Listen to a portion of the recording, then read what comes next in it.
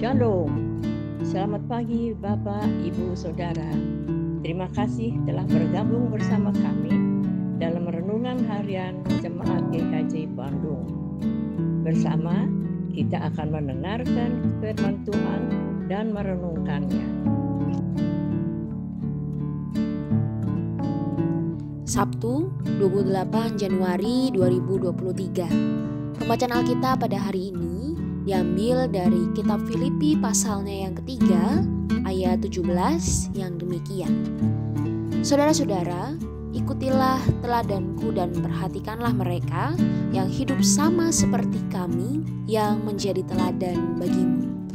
Renungan pada pagi hari ini diberi judul autokritik. Dalam sebuah wawancara kerja, seorang pimpinan bertanya kepada pelamar kerja, "Apa kritikmu terhadap tempatmu bekerja sebelumnya?" Pelamar tersebut menyebutkan banyak kritik dengan emosi yang membara. Lalu pemimpin tersebut bertanya kembali, "Apa kritikmu terhadap cara kerjamu di perusahaan sebelumnya?" Pelamar tersebut diam beberapa saat. Lalu dia mencoba mengatakan beberapa hal, tetapi sangat sedikit bila dibandingkan dengan jawabannya pada pertanyaan sebelumnya. Ia pun tidak menjawab dengan emosi, tetapi justru dengan tertunduk malu. Jemaat yang dikasihi Tuhan, mana yang lebih mudah untuk dilakukan? Memberi kritik kepada seseorang atau menerima kritik dari orang lain? Sejujurnya, kalau kita mau mengakui, lebih mudah bagi kita untuk mencari kesalahan orang lalu mengkritiknya. Sebaliknya, kita akan menjadi sangat defensif, tersinggung, bahkan marah ketika seseorang mengkritik diri kita. Oleh sebab itu, orang yang mampu untuk melakukan autokritik, orang yang mampu mengkritik dirinya sendiri adalah seorang yang memiliki jiwa yang besar. Rasul Paulus adalah seorang yang berjiwa besar. Ia rela melakukan autokritik.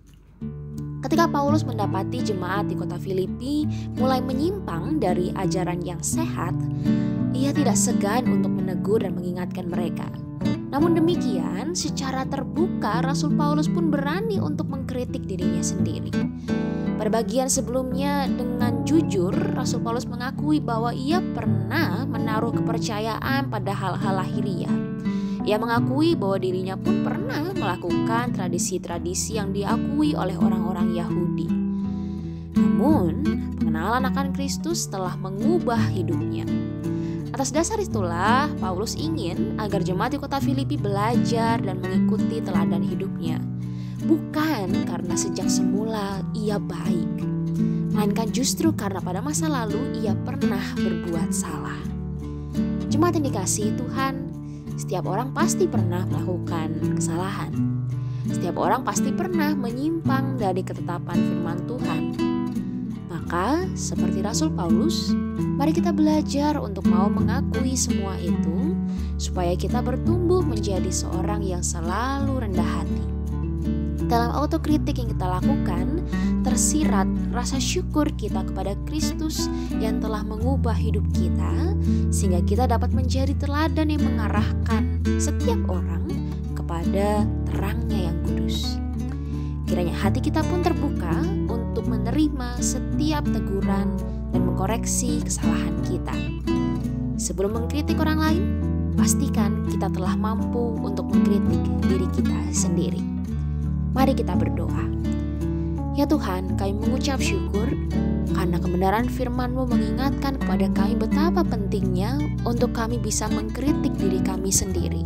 Betapa pentingnya untuk kami bisa memeriksa apakah jalan hidup kami baik dan benar sesuai dengan apa yang Engkau kehendaki. Kiranya Tuhan berkati, berkaca dari Rasul Paulus, kami melakukan apa yang benar menurut kehendak-Mu, sehingga kami boleh mengarahkan setiap orang kepada terang kasih-Mu.